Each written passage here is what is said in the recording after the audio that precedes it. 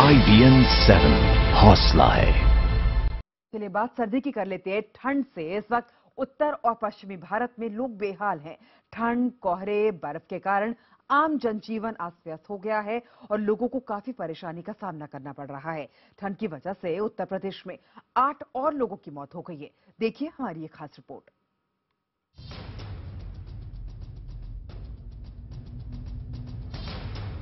आपके TV screen पर दिख रही इन तस्वीरों में भले ही जगह अलग हो, लेकिन ये सारी तस्वीरें ठंड के कहर को बयां कर रही हैं। कोहरे और ठंड ने हर शहर के लोगों को परेशान कर रखा है।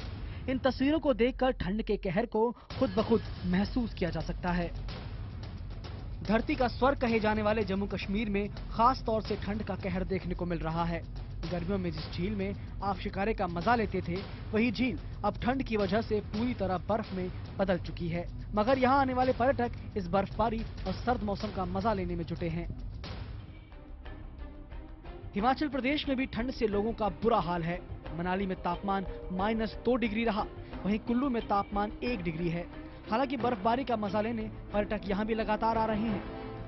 ये है जी, यहाँ बर्फे गिरती है, बर्फ में ज्यादा दिक्कत आती है। ठंडी में काम नहीं होता है, काम धंधा कम हो जाता है और अपने आग से सेक के उससे गुजारा कर लेते हैं। बर्फ में तो ऐसा हो गया ही, बर्फ तो अब दिन को धूप तो यहाँ दिन को लगती है, कहीं 11-12 बजे तक। उसके बाद तो बस ये आग के सारे हम बैठे रहते हैं, अपना रोजी रोटी अपना काम करते रहते हैं इधर।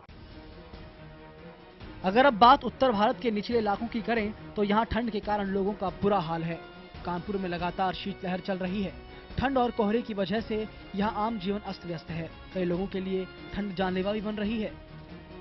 ठंडी से हुई है, लोग बाग भी यही बता रहे हैं कि ठंड से हुई है और वही मानना ही पड़ेगा, क्योंकि ऐसी कंडीशन ही है, तो एक्सीडेंट वाली तो है नहीं। उत्तर प्रदेश के आगरा में ठंड के कारण पड़ रहे कोहरे के चलते आगरा कानपुर हाईवे के ओवरब्रिज पर 4 गाड़ियां आपस में टकरा गईं। इस हादसे में 3 लोग घायल हो गए। गाड़ियां आपस में एक दूसरे में भिड़ गईं और इसलिए रास्ता अवरुद्ध हो गया। दूसरे साइड में जगह भी नहीं है क्योंकि पुल के ऊपर का मामला था। उत्तर प्रदेश के जालौन में भी ठंड के कारण लगातार कोहरा पड़ रहा है। यहाँ घने कोहरे के कारण सड़क दुर्घटना में 6 लोगों की मौत हो गई।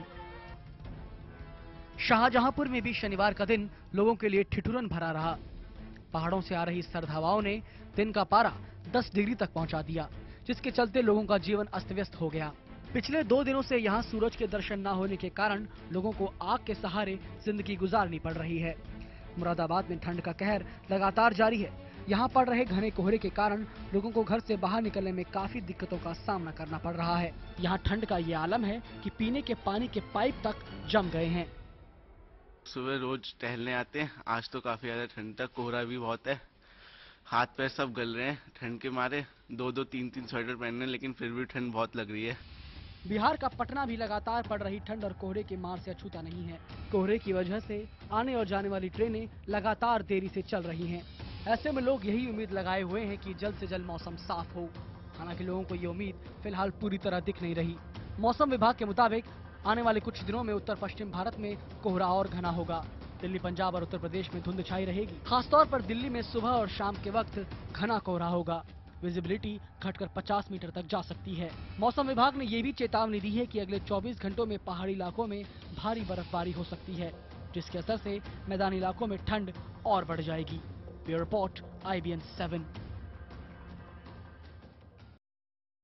ठंड और कोहरे के प्रकोप से जुड़ी कुछ और बातें बताने के लिए हमारे सहयोगी ब्रजेश तिवारी जुड़ रहे हैं दिल्ली से और भोपाल से हमारे साथ हैं मनोज शर्मा। लेकिन सबसे पहले रुख करते हैं दिल्ली का ब्रजेश तिवारी का। ब्रजेश, दिल्ली में हमने देखा कि किस तरीके से यहाँ पर ठंड पड़ रही है, जिस तरीके से पश्चिमी विक्षोभ है ऊपरी पहाड़ी इलाकों में, उसका असर मैदानी इलाकों में भी देखने के लिए मिल रहा है। मौसम विभाग के मुताबिक आगे आने वाले दिनों में कैसा रहेगा तापमान? मौसम विभाग की माने तो अगले आने वाले कुछ दिनों में मौसम ऐसा ही रहेगा, लेकिन राहत की बात यह है दिल्ली वालों की कि आज पिछले 3 दिनों से जो लगातार सुबह के वक्त कोहरा था वो कोहरा नहीं है, लेकिन सर्द हवाएं चल रही हैं, जिसकी वजह से ठंड जस की तस बनी हुई है। मौसम विभाग का भी साफ कहना है कि अगले 48 घंटों तक जो मौसम है दिल्ली का वो ऐसा ही बना रहेगा। उसके बाद मुमकिन है कि कोहरा थोड़ा बहुत कम हो, लेकिन पूरे दिसंबर तक जो मौसम है वो वैसा ही बना रहेगा। लोगों को एहतियात दी जा जा रही है कि वो अलाव का इस्तेमाल करें, ठंड से बचने की कोशिश करें, क्योंकि अगर बीमार पड़ेंगे तो मुश्किलें हो सकती हैं। एहतियात ज़रूर लोगों को बताई जा रही है, लेकिन मुश्किलें ज़रूर लोगों के लिए है जो लोग रातों में सड़कों पर सोते हैं और बाहर रात के वक्त रहते हैं, उनके लिए खासी मुश्किलें हो रही हैं। ब्रजेश, पिछले दिनों हमने देखा कि किस तरीके से मौसम विभाग ने बारिश की चेतावनी भी दी थी। क्या बारिश की चेतावनी भी है मौसम विभाग की तरफ से? फिलहाल अभी देखिए, जो हमारी आज सुबह मौसम विभाग में बात हुई, उनका साफ कहना है कि फिलहाल 48 घंटों तक कोई बारिश की संभावना नहीं है। हालांकि बादल ज़रूर लगे रहेंगे, कोहरा हल्का फुल्का ज़रूर रहेगा।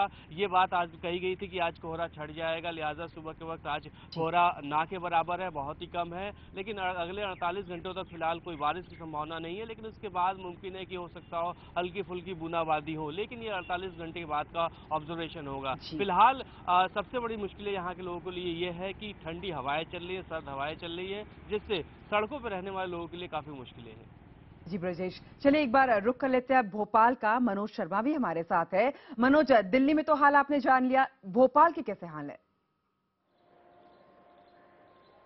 भोपाल में क्या पायल, पूरे मध्य प्रदेश में कड़ाके की ठंड बीते 3 दिनों से पड़ रही है। हालांकि बीते एक दिन में लोगों को थोड़ी सी राहत मिली थी, क्योंकि जो पारा है जो कि भोपाल, इंदौर जैसे शहरों में 7 डिग्री तक पहुंचा था, 1 डिग्री बढ़ा है, न्यूनतम तापमान 8 डिग्री तक गया है। लेकिन दिन का जो अधिकतम तापमान है वो भी 20-21 डिग्री से ऊपर नहीं जा पा रहा है। तो लोगों को ठंड तो लग रही है, दिन भर ठंडी हवाएं चल रही हैं। खासतौर पर जो पचमढ़ी जगह है, मध्य प्रदेश का हिल स्टेशन कहा जाता है, वहां तापमान 1 डिग्री को छू चुका है। खजुराहो में 2 डिग्री के आसपास तापमान चल रहा है। और पायल, मैं आपको बता दूं, जो सबसे बड़ी दिक्कत है अगर इस ठंड की वजह से, तो वो दिक्कत है ट्रेन से आने जाने वाले लोगों की। क्योंकि कल जो ट्रेन आई थी भोपाल में, दिल्ली से आने वाली जितनी भी ट्रेन है अमूमन सब लेट आ रही है, लेकिन श्रीधाम एक्सप्रेस 22 घंटे लेट आई थी। पायल, मनोज और ब्रजेश, बहुत बहुत धन्यवाद आपका हमारे साथ जुड़ने के लिए और तमाम जानकारी देने